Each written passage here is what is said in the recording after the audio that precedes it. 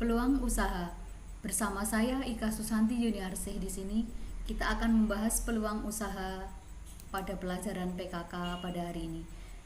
Yang pertama, kompetensi dasar kita yaitu menganalisis peluang usaha produk, barang atau jasa. Kemudian menentukan peluang usaha produk, barang dan jasa. Yang pertama, peluang usaha itu apa? Peluang usaha yaitu berarti suatu kesempatan yang dimiliki oleh seseorang mencapai tujuan yang hendak dicapai dengan menggunakan sumber daya yang dimiliki. Peluang usaha itu berasal dari kata peluang yang berarti kesempatan dan usaha berarti upaya. Jadi bagaimana kita mempelajari suatu peluang untuk berusaha, itulah peluang usaha. Kemudian apa sih yang menjadi ciri-ciri peluang usaha yang baik? Itu yang pertama bersifat orisinil. Harus dapat mengantisipasi perubahan persaingan sesuai dengan minat. Tingkat kelayakannya sudah harus teruji. Bersifat ide kreatif, ada keyakinan, ada rasa senang saat menjalankan. Itu sangat penting. Kemudian sebelumnya kita harus menganalisis dulu. Apa itu analisis peluang usaha? Yaitu analisis untuk mengetahui. Jadi kegiatan di mana kita harus mencari tahu bagaimana usaha seperti ini itu kesempatannya bagaimana, peluangnya bagaimana, resikonya juga bagaimana, apakah ini bisa memberi keuntungan apa enggak. Nah, itu harus kita analisis. Nah, syaratnya untuk menjadi seorang wirausaha itu yang pertama harus percaya diri, yakin dengan usaha yang dilaksanakan, kemudian mau menerima gagasan atau ide-ide baru dan sebagainya. Nah, kemudian yang selanjutnya, langkah-langkah kita harus pertama untuk melakukan analisis yaitu harus meneliti dulu jenis usahanya kita mau seperti apa, ya kan? Informasi-informasi harus kita kumpulkan dulu tentang usaha tersebut, memiliki peta peluang usaha. Jadi usaha kita tuh sasarannya akan di daerah mana, itu harus jelas. Nah, langkah-langkah analisis tuh yang pertama kita harus membuat sketsa dulu. Sketsa usaha kita tuh mau seperti apa, kita bikin sketnya. Modal penting, mengurus izin usaha, kemudian menyiapkan tenaga kerja, menyiapkan sarana prasarana, tempatnya, ya kan, peralatan mesin-mesinnya, misalnya perlu mesin, tenaga kerjanya itu jangan lupa. Itu harus kita pikirkan. Bahan baku, lokasinya mau di mana, menetapkan metodologinya gimana, menetapkan teknologinya, kita mau pakai teknologi apa dalam melakukan usaha ini, manajemennya mau seperti apa, mencari mitra usaha ini penting. Jadi kalau kita ada kerjasama sih itu bagus. Apa sih tujuannya kita harus melakukan analisis terlebih dahulu? Itu tujuannya yaitu untuk menemukan peluang usaha tadi, kemudian untuk menemukan potensi usaha, untuk mengetahui besarnya potensi usaha yang tersedia,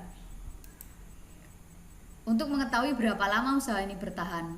Jadi kalau selama COVID ini mungkin peluang usahanya berdagang online. Sampai kapan ini perdagangan online akan bertahan? Apakah selamanya atau hanya selama COVID misalnya, seperti itu. Masker nih, masker ini apakah akan kita jual masker misalnya, apakah akan bertahan sampai kapan? Kita nggak tahu. Apakah selama COVID aja atau setelah COVID orang masih mau membeli masker misalnya, seperti itu. Next. Nah, sekarang faktor-faktor apa sih yang mempengaruhi keberhasilan dan kegagalan dalam kita melakukan usaha? Nah, ini ada beberapa faktor nih.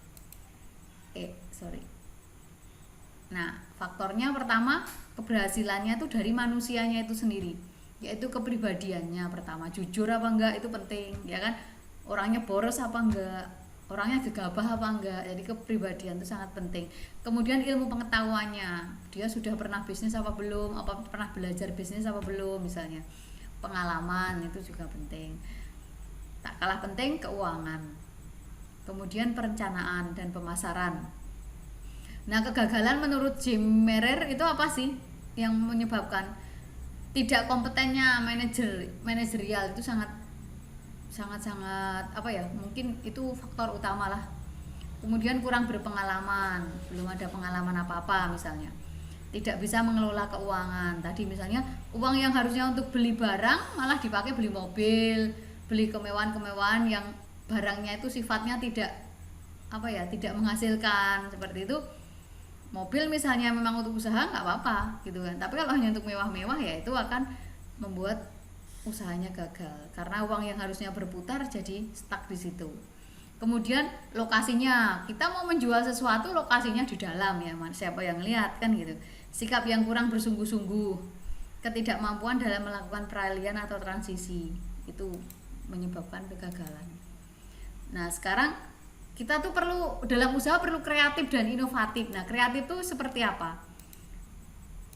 Kreatif dan inovatif itu yang seperti apa? Yaitu kreatif itu mampu menciptakan sesuatu yang nggak ada menjadi ada. Kemudian mampu memodifikasi sesuatu yang sudah ada, kamu modifikasi menjadi lebih baik atau mungkin lebih berguna bagi orang lain. Nah itu namanya memodifikasi. Kemudian mengkombinasi, yaitu mengkombinasi dua hal atau lebih yang sebelumnya tidak saling berhubungan, sekarang kamu combine jadi menghasilkan sesuatu yang mungkin berguna bagi orang lain. Itu kreatif itu seperti itu. Nah ciri-ciri dan jenis inovasi. Ciri-ciri melakukan inovasi itu jika ada kekhasan atau khusus, misalnya produk yang kamu bikin tuh hanya kamu yang punya, misalnya memiliki unsur yang baru, dulu nggak ada misalnya, atau mungkin dimodifikasi tadi, kemudian dilaksanakan secara terprogram dan memiliki tujuan.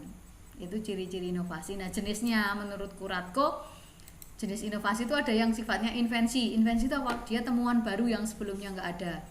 Ekstensi itu pengembangan, yang semula hanya sedikit jadi banyak, itu ekstensi.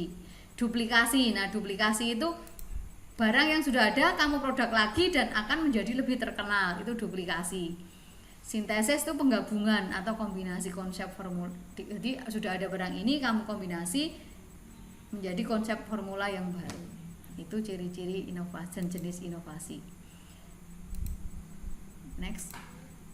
Nah sumber peluang usaha itu dari faktor internal, yaitu pengetahuan yang dimiliki orang itu sendiri, pengalaman dari individu sendiri, dan pengalaman dari orang lain. Nah faktor eksternal apa yang mempengaruhi? Masalah yang dihadapi tadi belum terpecahkan, itu dari faktor eksternal ya, sumber peluang usahanya. Kesulitan yang dihadapi hari-hari nanti apa, kebutuhan yang belum terpenuhi apa saja, pemikiran yang besar yang untuk kita perlu pemikiran besar dalam usaha untuk menciptakan sesuatu yang baru. Itu sumber peluang usaha dari faktor eksternal. Oke? Nah dalam usaha itu perlu analisis tadi lah. Analisis tadi ada analisis SWOT, ada analisis 5W+1H, yaitu where, di mana lokasimu kalau kamu mau melakukan usaha, when, kapan akan memulai, why, mengapa memiliki produk ini, who, siapa orang yang akan terlibat, how, bagaimana menjalankan usaha. Nah yang ketiga studi kelayakan. Jadi dalam analisis usaha itu ada analisis SWOT, analisis 5H+1, dan studi kelayakan. SWOT itu terdiri dari strength, weakness, opportunity. Jadi kita harus kekuatan kita apa, weakness tuh usaha kita apa, kesempatan kita seperti apa, itu harus dianalisis. Sampai jumpa di video selanjutnya. Jangan lupa like dan subscribe video ini. Terima kasih.